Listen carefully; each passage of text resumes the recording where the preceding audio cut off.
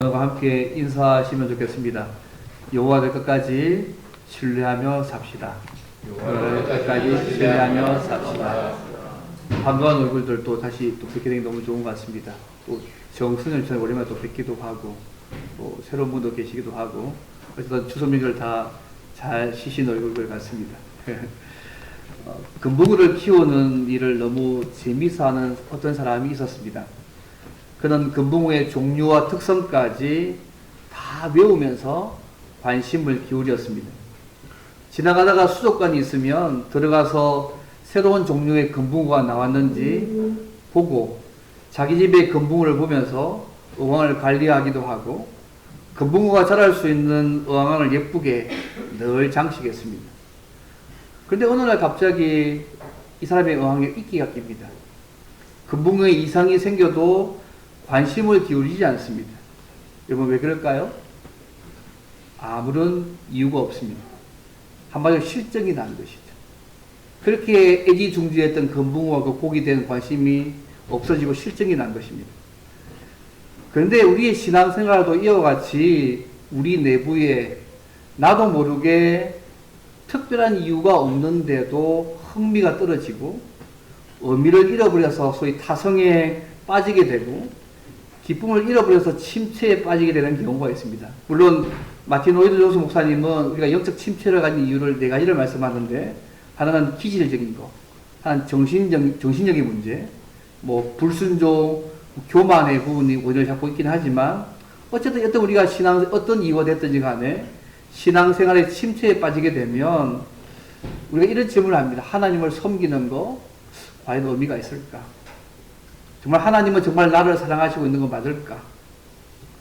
어쩌면 하나님은 정말 나를 사랑하신다면 어떻게 이렇게 힘들고 어려운 일들이 내 삶 속에 계속 될까? 계속해서 내가 예배를 드리고 교회 생활하는 거, 말씀 읽고 기도하는 거 정말 내게 무슨 유익이 있을까? 정말 그 다 의미가 있는가? 뭐 그런 것을 질문할 수가 있는 것이죠. 사실 오늘 본문에 있는 독자들도 비슷한 상황에 처해 있었습니다. 특히 오늘 말씀에 나온 소위 아합과 여호사밧 시대에 있었던 이 사건들을 통하여서 우리가 이런 어려움에 처했을 때에 우리가 하나님에 대해서 어떤 믿음을 가지고 어떻게 섬기고 살아가야 될지를 오늘 말씀을 통해서 크게 두 가지로 함께 생각해 보기를 원합니다. 우리가 어떤 상황에서도 하나님에 대해서 어떤 믿음을 가지고 어떻게 살아가야 될까요? 첫 번째는요, 하나님을 신뢰하지 못하고 작은 이익 때문에 말씀을 버리고 악을 행하지 말아야 한다는 것입니다. 첫째 모습은 하나님을 신뢰하지 못해서 작은 이익 때문에 말씀을 버리고 악을 행하지 말아야 한다는 것이 첫 번째 모습입니다. 특히 역대기는요, 이 열왕기상과 달리 여호사밧의 이야기를 중심으로 총 4장에 걸쳐서 이 여호사밧의 이야기를 합니다. 17장부터 20장까지 총 4장입니다. 엄청난 내용입니다. 사실 여호사밧이요, 하나님의 말씀에 순종해서 나라를 올바르게 인도했을 때에 하나님은 그에게 부귀와 영화를 주셨습니다. 역대 17장에 3절에서 5절 보시면 그게 나와 있습니다. 그가 하나님께 구하며 그분의 계명을 지키며 이스라엘의 행위를 따르지 않았기 때문에 하나님께서 여호사밧에게 부귀와 영화를 가지게 하셨다고 역대하 17장에 보시면 3절부터 5절에 쭉 나와 있습니다. 그 중에 그의 모습 중 하나는 뭐냐면 하나님께 구하는 모습, 또 그분의 계명을 지키는 모습, 또 한 모습은 이스라엘의 행위를 따르지 않는 모습이었습니다. 그 당시 이스라엘의 행위가 뭐냐 하면요, 단과 베델에 금송아지를 만들어 놓고 자기 방식대로 하나님을 섬기는 것이었는데 그것을 따르지 않았습니다. 하나님께만 구하고 그분의 말씀만 순종하고 소소히 우상을 섬기지 않았다는 얘기죠. 그런데 오늘 본문의 1절 보시면 알겠지만 여호사밧의 행동이 좀 달라졌습니다. 여호사밧이 부귀와 영광을 크게 누리고 있지만 오늘 말씀 이렇게 얘기합니다. 아합 가문과 혼인함으로 인척관계를 맺었다고 말씀합니다. 소위 전략적으로 결혼 동령을 맺는 과오를 범했다고 오늘 본문이 얘기합니다. 무엇이 그의 생활을 이렇게 달라지게 만들었을까요? 하나님만 구하고 그분의 계명만 지키고 따라가면 모든 부귀와 영광이 그에게 주어지는 삶을 경험했음에도 불구하고 왜 그가 이렇게 갑자기 확 달라졌을까요? 아마도 그는요, 하나님을 바라보기보다는 당시 주변의 상황에 더 영향을 받은 것입니다. 특별하게 그 당시 북쪽 이스라엘 왕인 아합의 영향을 받은 것처럼 보입니다. 당시 아합은요, 소위 오므리 왕가를 전 오므리의 아들인데, 이 오므리가 수도를 사마리아로 옮기고 나서 해상무역을 꿈꾸었습니다. 근데 그의 아들 아합이요, 당시 해상무역을 주도하고 있었던 시돈의 딸 에발의 딸 이세벨과 결혼합니다. 그래서 결혼 동맹을 맺습니다. 그러니까 결국 이스라엘이요, 북쪽 세력에 대한 안전을 도모할 수 있었고요, 그 당시 지중해 무역을 통해서 부흥의 시대를 가져올 수가 있었습니다. 근데 이 여호사밧이 이것을 보니까 이게 너무 부러웠던 것 같아요. 지금까지 주신 하나님의 은혜는 생각지 아니하고 이러한 시대적 환경의 영향을 받고 그걸 더 크게 본 것이죠. 그래서 내가 부귀와 영광을 누리려면 이제는 하나님 말고 지금 영향을 미치고 있는, 나에게 도움을 줄 수 있는 이 아합 가문과 결혼 동맹 맺으면 더 큰 부귀와 영향을 미칠 수 있다 생각한 것입니다. 그래서 여호사밧이 자기 아들 요람과 이 아합과 이사벨의 딸 아달랴가 결혼하게 만들어서 결혼 동맹을 맺었습니다. 뭐 오늘 얘기하면 대기업들이 그렇게 많이 하잖아요. 자녀들끼리 결혼시켜 만들어서 소위 관계를 더 강하게 만들고 상부상조하는 거. 뭐 오늘도 비일비재하는 모습 중에 하나입니다. 근데 하나님의 큰 은혜로 큰 부흥을 경험하고 부귀와 영광을 누린 여호사밧이 왜 이런 행동을 하고 있을까요?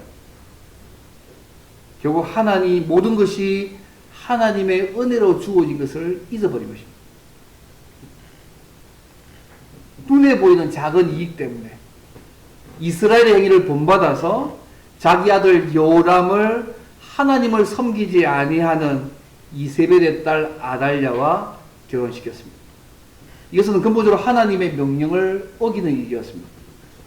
그것도 눈앞에 보이는 작은 이익 때문에 그 부귀와 영광을 하나님이 주신다는 것을 잊어버리고 아합과 결혼 동맹으로 부귀와 영광을 얻을 수 있다고 그가 착각한 것입니다. 사실 이러한 죄를 범하게 되면요, 결국 하나님을 신뢰하지 못하니까 결국 딴 거 찾게 되는 거잖아요. 결국 이러한 죄를 범하게 되면 이때부터는 자신의 의지와는 상관없이 죄가 시키는 대로 하게 되어 있습니다. 예전에 한번 말씀드린 적 있잖아요. 타임지에서 50년대에 소위 미국의 마이더스 손이라 불리는 사람들의 그 이후의 삶들을 살펴본 적이 있습니다. 근데 오히려 뜻밖의 결과가 주어졌습니다. 소위 50년대에 소위 금손이라 불렸던 사람들의 그 이후의 삶을 살펴보니까 그들이 목표로 삼던 돈이 다 없어지니까요, 마약 중독에 걸리고 정신병에 걸리고 자살 등 비참한 삶의 모습을 살고 있다는 결과를 타임지에서 보고한 적이 있었습니다. 너무 극단적인 예지는 모르겠지만요, 하나님과 관계하지 않고 추구하는 모든 것, 이거 위험합니다. 여러분 그렇게 인정하십니까? 하나님과 관계하지 않고 추구하는 우리의 모든 것 위험하다는 거 인정하십니까? 사랑하는 성도 여러분, 오늘 우리의 삶에 혹시 우리의 삶에는 이런 부분이 혹시 없으십니까? 우리가 보기에 좋은 것이 아니라 하나님께서 보시기에 좋아야 합니다. 우리의 부귀와 영광과 잘됨이 하나님과의 관계에서 주어지는 것이 아니라 우리 인간적인 관계나 방법이나 어떤 처세솔로 우리에게 주어진다고 생각하지 않기를 바랍니다. 우리가 하나님의 자녀라면 우리의 모든 것은 하나님과의 관계로, 하나님의 은혜로 우리에게 주어지는 것임을 잊지 마시고 날마다 믿음으로 주님의 말씀에 순종하며 사셔서 하나님의 은혜를 많이 누리는 저와 여러분이 되면 좋겠습니다. 여호사의 첫 번째 모습은 결혼 동맹입니다. 하나님을 신뢰하지 못하니까 눈에 보이는 사람을 잡은 거잖아요. 그 두 번째 모습은요, 하나님의 뜻과 상관없이 행동하는 모습으로 더 나아갑니다. 결혼 동맹을 맺고 난 2년 후에 이 아합이요, 여호사밧에게 서로 연합군을 형성해서 당시에 아람이 차지하고 있었던 길르앗 라못을 소위 이렇게 차지하자고 제안합니다. 그 당시 길리아 라못이 주요 무역로였습니다. 너무도 중요한 도시였거든요. 그래서 아람과 북이스라엘 가운데 서로 이렇게 싸우는 중요한 쟁점 도시였습니다. 그 땅을 차지하자고, 도시를 차지하자고 제안합니다. 근데 여호사밧이 이 제안을 그냥 받아들였습니다. 3절 말씀으로 그렇게 나와 있습니다. 결국 아합이 일으킨 아람과의 전쟁에 휘말리게 됩니다. 결혼 동맹 그 자체가 그 다음 단계로 아람과의 전쟁을 휘말린 모습으로 나아가게 됩니다. 그래서 여호사밧이 묻습니다. 아합에게 하나님의 말씀이 어떠한지 묻기를 4절 말씀을 제언합니다. 우리 전쟁하기 전에 하나님께 한번 물어보자. 그때 아합이 선지자 400명을 모읍니다. 길르앗 라못으로 올라가서 전쟁하는 것이 옳은 것인지 하나님의 뜻인지를 선지자 400명에 묻습니다. 근데 재밌는 것은요, 선지자 400명 모두 다가 하나님께서 승리를 주실 것이라고 대답했습니다. 그리고 이걸 보면 5절 말씀입니다. 하나님께서 승리하게 하실 것이야. 그 삶을 붙이시겠다고. 여호사밧에 있는 모든 선지자들이 400 모두 다가 하나같이 승리할 것이라고 얘기했지만 한편으로 미심적인 부분이 있었습니다. 그래서 이 선지자들 외에 다른 선지자가 없냐고 물었는데 아합이 미가야를 불렀습니다. 근데 이 미가야 선지자는요, 이 400명의 선지자와 다르게 싸우러 나간 군사들이 주인도 없이 각각 평안히 자기들의 집으로 가게 될 것이라고 예언합니다. 그 16절 말씀입니다. 한마디로 이 전쟁에서 아합이 패하고 죽는단 말입니다. 전혀 다르게 예언했습니다. 그 근거로 미가야가 뭘 얘기냐면 그가 본 하늘 보좌의 환상을 이야기합니다. 온 세상의 역사와 운명을 결정하시고 그 뜻대로 섭리하시는 여호와께서 하늘 보좌에서 얻어내를 하고 계십니다.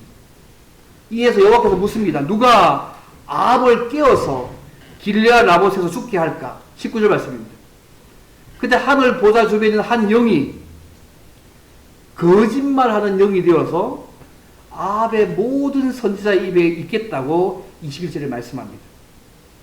미가야가 하는 말이 무슨 말이냐면 이 400명의 선지자들과 시드기야가 한 예언은 거짓의 영에 사로잡혀서 거짓말을 한 것이라고 말하고 있습니다. 재밌은요, 이런 거짓말하는 영을 받은 선지라고 할지라도 일종의 그들에게 아마 신내림 같은 게 있었던 것 같습니다. 왜냐하면 그들은요, 자기가 하는 말에 확신을 가졌거든요. 분명한 것은 그들이 참령에 지배되었던지 거짓 영의 지배를 받았던지 다 하나님의 주권에 속한 일이고요, 하나님의 뜻을 이룬 일이라는 것들을 기억하실 필요가 있습니다.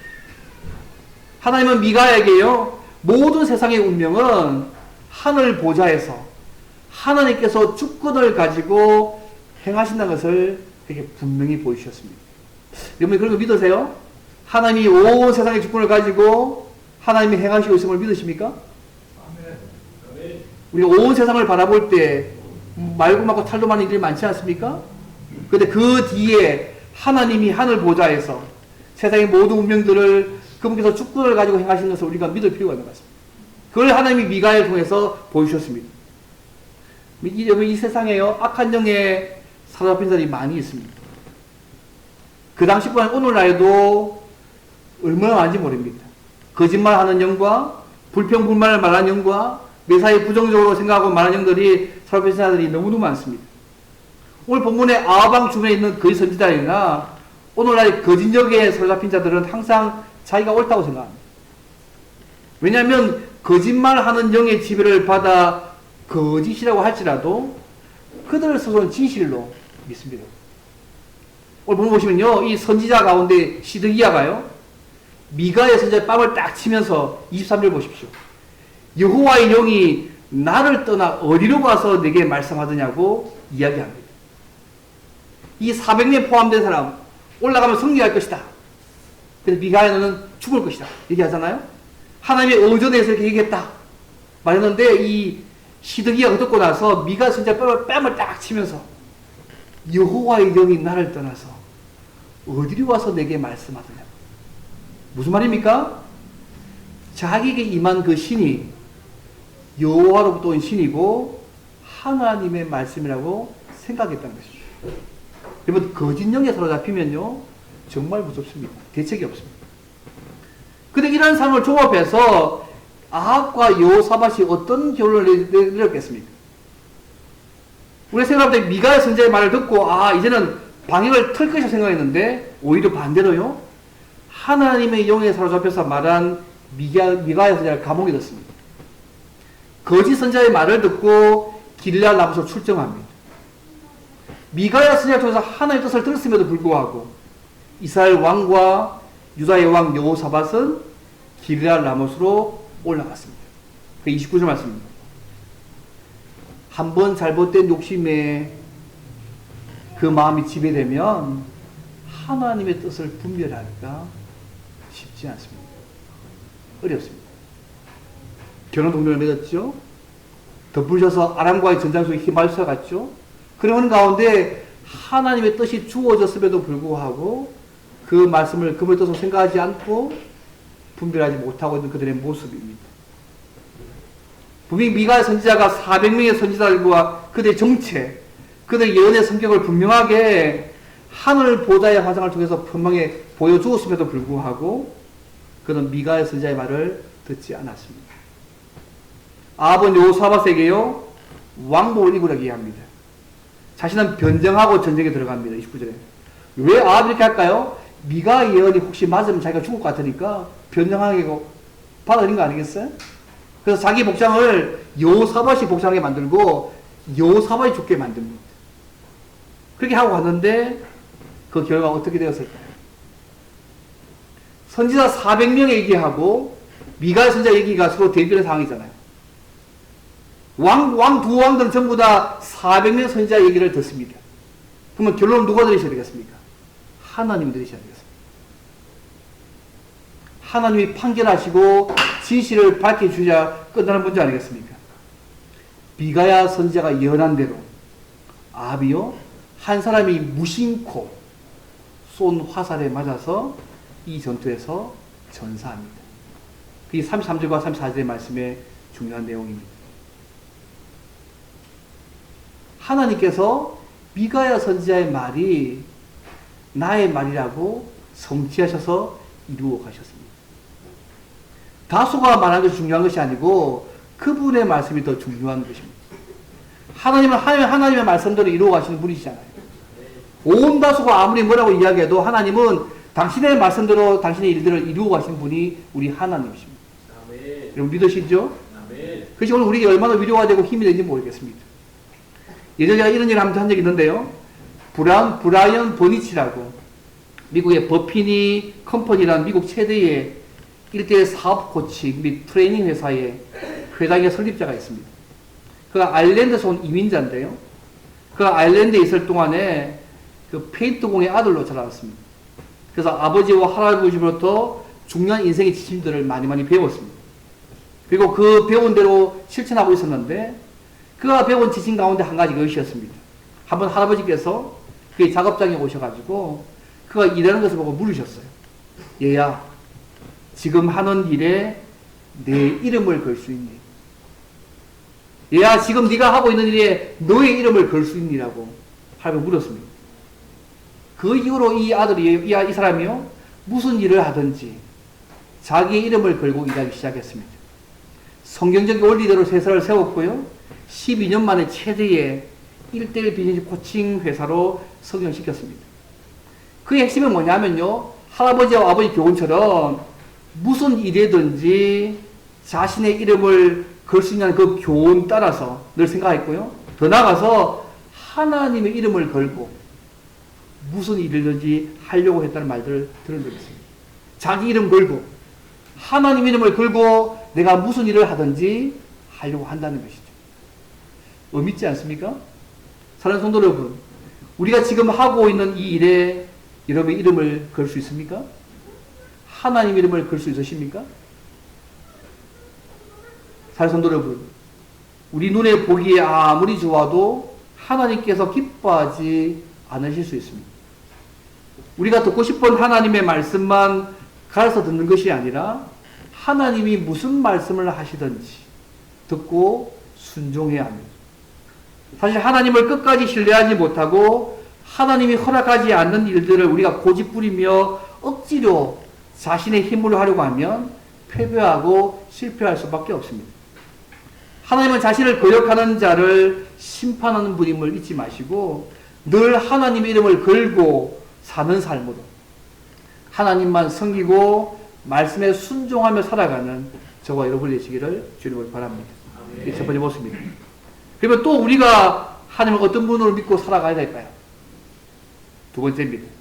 우리를 변함없이 사랑하시고 회개하고 말씀에 순종하면 복을 주시는 하나님을 믿고 신뢰합니다. 우리를 변함없이 사랑하시고 회개하고 말씀에 순종하면 복을 주시는 하나님으로 믿고 우리가 신뢰합니다. 여러분 함께 했던 여호사밧이 어떻게 됐을까요? 아합은 죽었잖아요. 무심코 쏜 화살에 아합은 죽었습니다. 근데 여호사밧은 어떻게 됐을까요? 여러분? 그는 쫓기다가요 구사일생으로 하나님의 도우심으로 살아갔습니다. 이번 31절 말씀하십시오. 좀 보시려고 했는데 31절 말씀 같이 읽겠습니다. 31절 보세요. 같이 한번 읽겠습니다. 18장 31절 시작. 병거의 지휘관들이 여호사밧을 보고 이르되 이가 이스라엘 왕이라 하고 돌아서서 그와 싸우려 한즉 여호사밧이 소리를 지르매 여호와께서 그를 도우시며 하나님이 그들을 감동시키사 그를 떠나가게 하신지라. 아멘. 여기서요 여호사밧이 소리를 지르매란 말을 잘 보셔야 됩니다. 여러분 이 말씀을요 아이고 나를 죽이는 구사 만났으니까 놀래가 소리 지르는 것을 생각하시지만 사실 원문에는요 부르짖음이라는 것입니다. 기도의 언어입니다. 여호사밧이 하나님께 부르짖음에 여호와께서 그를 도우시며 하나님이 그들을 감동시키사 그를 떠나게 하셨다고 말씀하고 있습니다. 그가 미가야 선지자를 통해서 그분의 말씀을 들었으면 그는 그 전쟁에 참여하면 안 됩니다. 처음부터 여호사밧은 눈앞의 이익 때문에 아합과 결혼 동맹을 맺어서도 안 됩니다. 여호사밧이 여호와의 뜻이 무엇인지 알았지만 그 전쟁에 나갔지만 그가 여호와께 부르짖음으로 살았습니다. 자신이 스스로 만든 어려운 가운데 빠졌다고 할지라도 기도할 때 은혜를 베푸시는 하나님을 오늘 우리에게 보여주고 있습니다. 그가 치명적인 잘못을 범했지만 하나님의 말씀대로 물론 다윗의 등불이 꺼지지 않게 하셨던 그 말씀도 있고요. 그때 보호하신 것도 있고 또 여호와께 부르짖을 때에 응답하시는 것을 그에게 지금 보여주고 계십니다. 여호사밧이 이 전쟁에서 패하고 돌아왔을 때에 여러분 선지자 여호가 뭐라고 말씀합니까? 19장 2절 보십시오. 왕이 악한 자를 돕고 여호와를 미워하는 자들을 사랑하는 것이 옳으니까 그러므로 여호와께로부터 진노하심이 왕에게 임하리라고 선지자 여호가 말씀합니다. 그가 한 일의 핵심이 뭐냐면 왕이 악한 자를 돕고 여호와를 미워하는 자들을 사랑하는 삶들을 살았다고 여호가 말씀하고 있는 것입니다. 우리도 눈앞에 있는 이익 때문에 때로는 악한 자와 협력하고 하나님이 미워하시는 사람들과 동거하지 않기를 조심할 필요가 있습니다. 우리 주변에 돈 때문에 끊어야 될 사람을 끊지 못하는 사람들이 꽤 많습니다. 때로는 학연으로 지연으로 돈연 때문에 그가 행하는 일이 잘못인 줄 알면서도 행하는 사람들이 꽤 많습니다. 미가야 선지자를 통하여서 여호사밧처럼 명백한 하나님의 말씀을 들었지만 시드기와 같이 거짓 영에 사로잡힌 자들의 말을 듣고 자신의 유익을 쫓아 행하지 않기를 바랍니다. 그런데 여호사밧의 얘기가 끝이지 않습니다. 그 이후의 이야기도 성경 기록합니다. 여호사밧이 선지자 예후의 책망을 받았지만 그 이후의 삶은요 그가 회개하고 하나님의 말씀에 따라서 자신의 삶을 기억했습니다. 온 나라 전체를 그 말씀을 다 기억했습니다. 그래서 모압과 암몬과 에돔 족속이 연합하여서 유다를 공격해 왔을 때에 하나님이 큰 승리를 그에게 주셨습니다. 역대 20장에 나옵니다. 여러분 역대 20장 20절에 이런 말씀이 있습니다. 너희는 너희 하나님 여호와를 신뢰하라. 그리하면 견고히 서리라. 그의 선지자들을 신뢰하라. 그리하면 형통하리라. 역대기 전체가 보여줄 중요한 메시지 중 하나입니다. 여호와와 그의 선지자들을 신뢰하면 견고히 서고 형통한다는 것입니다.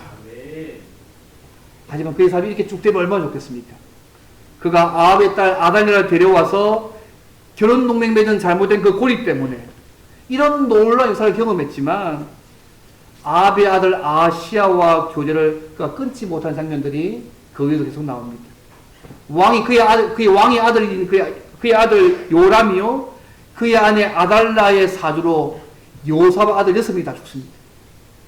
왕이 된 그의 아들 요람은 창자가 밖으로 빠져나오는 희귀병으로 죽습니다. 역대 21장에 나옵니다. 요람의 아들이 아시아가 왕이 되었지만 겨우 1년 통치하다가 아합 정권을 물튼 예후에게 죽습니다. 그러니까 이 아달랴가요, 요사바의 손자들 가운데 요시야 한 사람을 다 제해놓고 전부 다 죽여버렸습니다. 소위 다윗 왕조가 끊어질 위기에까지 된 상황이 그 이후의 역사를 보여주고 있습니다. 사랑하는 성도 여러분, 왜 이 역대기 사가가요? 이 역사를 이 성경에 기록해 놓았을까요? 당시 언약 백성들이 형벌받고 바벨론 앞에 갔다가 돌아왔거든요. 성전도 건축했습니다. 그런데 여전히 페르시아가 그들을 압박하고 여전히 어려움이 있었습니다.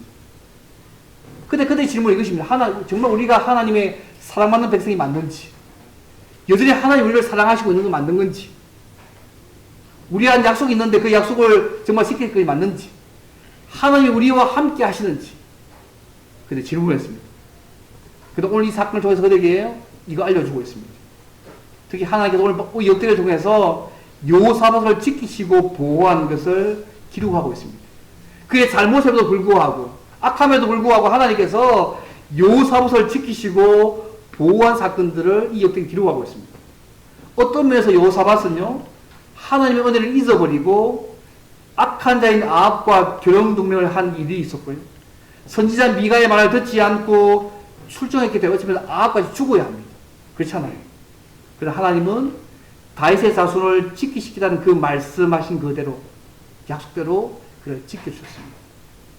그리고 그가 회개했을 때에 암몬과 모압과 에돔 연합군이 쳐들어왔을 때도 그를 구원해 주셨습니다. 그의 생애에 있어서 여호와 하나님을 의지할 때 하나님이 부귀와 영화를 그의 삶에 주셨습니다.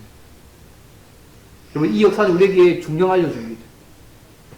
요사밧이 잘못을 범했지만 아합과 같이 취급하지 않으시고 그의 긍정적인 행동을 더 보시고 다윗에게 약속하신 대로 다윗 혈통을 보호해 주시는 하나님을 우리에게 보여줍니다. 이것을 통해서요, 이스라엘 백성들은 다윗과 맺은 그 언약대로 하나님이 지키신다는 거 확신할 수 있었습니다. 오늘 보면 3절 말씀만 보세요. 그가 악한 일을 했지만 하나님이 보시는 관점이 뭔지 보세요. 역기야 19장 3절 보면 하나님 재밌는 관점이 있습니다.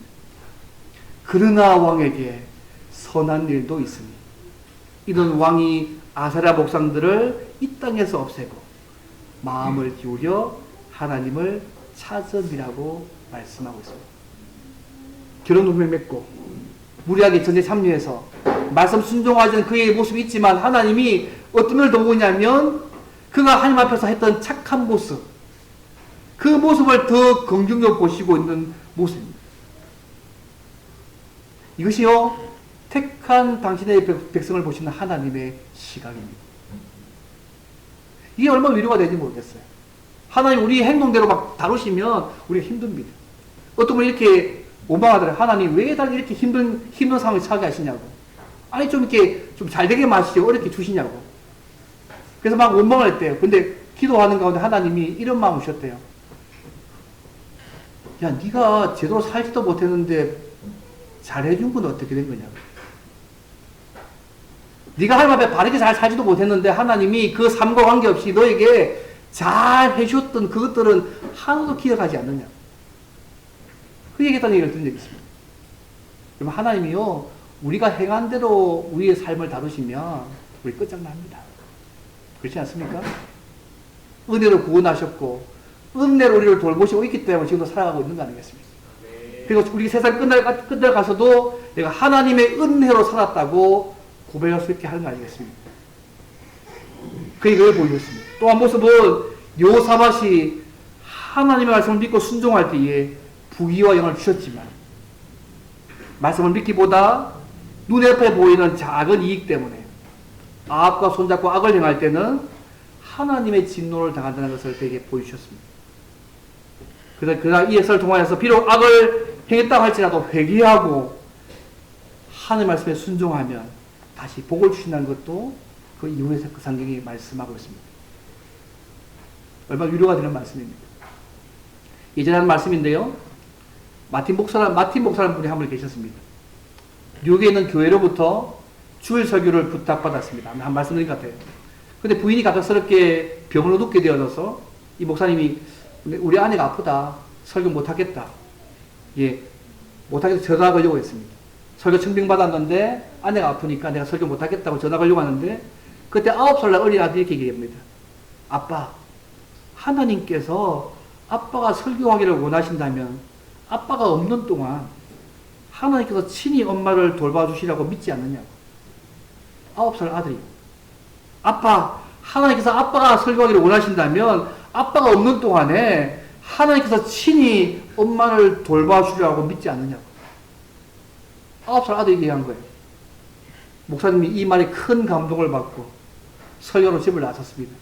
또 이 말 들은 그 아픈 부인들도 감명을 받고 그 감동을 시로 적었습니다. 이 마트 목사가 이제 집에 돌아와서 부인이 그 신을 읽고 나서 그 시에 곡을 붙였습니다. 거기 우리가 알고 있는 찬송가 382장 너 거진 걱정 말아라입니다. 너 거진 걱정 말아라. 주 너를 지키리. 주 날개 밑에 가라. 주 너를 지키리. 어려워 낙심될 때 주 너를 지키리. 위험한 일을 당할 때 주 너를 지키리. 너 쓸 것 미리 아시고 주 너를 지키리. 구하는 것을 주시며 주 너를 지키리. 어려운 시험 당해도 주 너를 지키리. 구주의 품에 가라. 주 너를 지키리. 주 너를 지키리. 아무 때나 어디서나 주 너를 지키리. 널 지켜 주시리. 이 찬양에 나왔던 배경입니다. 사랑하는 여러분, 우리가 하나님을 믿고 맡길 때에 하나님 우리를 지켜주십니다. 언제나 어디에 있든지 무엇을 하든지 늘 지켜주시는 분이 우리 하나님이시고 우리 아버지십니다. 말씀을 맺겠습니다. 사랑하는 성도 여러분, 우리 모두 예수님 안에서 하나님의 자녀가 되었습니다. 하지만 하나님과 교제하며 믿음 생활하는 거 항상 좋은 일만 우리의 삶에 있는 거 아닙니다.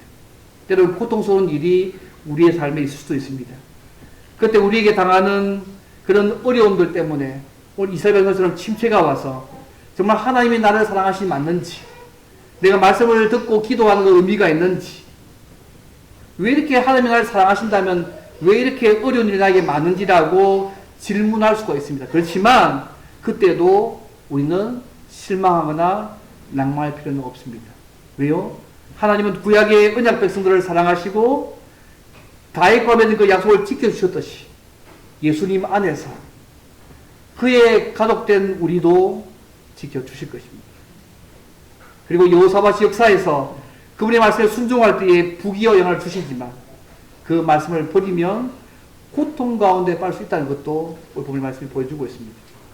사랑하는 성도 여러분, 우리가 이 땅을 살아갈 때 우리의 희망이 어디 있다고 생각하십니까? 우리의 안전이 어디 있다고 생각하십니까? 또 돈을 좀 많이 가지면 안전합니까? 높은 지에 있으면 안전하다고 생각합니까? 뭐 좋은 집을 가지고 좋은 차를 가지면 안전할 거라고 생각합니까? 그런 곳이 아니라 하나님만 끝까지 신뢰하고 그분의 말씀을 믿고 순종하는데 우리의 희망이 있다는 사실을, 소망이 있다는 사실을 잊지 않기를 바랍니다. 우리 마음대로 고집하며 살 때는 실패하게 되어 있습니다. 그러나 하나님을 사랑하고 의지할 때는 하나님의 은혜를 누리게 하십니다. 날마다 하나님의 말씀을 순종함으로 하나님을 사랑할 뿐만 아니라 하나님이 베푸시는 사랑과 은혜와 능력을 우리의 삶 속에서 풍성히 누리시길 바랍니다. 말씀대로 살아도 당장 눈앞에 아무런 결과가 없는 것처럼 보여도 낭망하지 않기를 바랍니다. 로마서 8장 이런 말씀 있지 않습니까? 자기 아들을 아끼지 아니하시고 우리 모든 사람을 위하여 내주신 이가 어찌 그 아들과 함께 모든 것을 우리에게 주시지 않겠느냐고 했던 그 말씀을 기억하십니까? 아들도 주셨는데 우리에게 모든 거 주시지 않겠느냐고. 하나님께서는 당신의 목숨을 주시면서까지 우리를 사랑하셨기 때문에 우리에게 현실적으로 그럼 어떤 결과가 없어 보인다고 할지라도 끝까지 하나님을 믿고 신뢰하며 온전히 우리의 삶을 맡기고 그 말씀대로 순종하기만 하면 예수님 안에서 약속된 풍성한 은혜를 우리의 삶에서 누리게 하실 것입니다. 이런 은혜를 주님이 오시는 날까지 날마다 풍성히 누리는 저와 여러분 되시기를 주 이름으로 바랍니다. 이제 함께 말씀을 내가 기도 한번 드리겠습니다. 하나님, 내가 어떤 상황에서도 하나님만 바라보며 신뢰하며 말씀을 믿고 순종하게 도와주십시오. 그래서 하나님이 약속하신 그 놀라운 은혜를 내 삶 가운데 날마다 누리며 살 뿐만 아니라 또 증거하며 살게 도와달라고 동서로 함께 기도하겠습니다.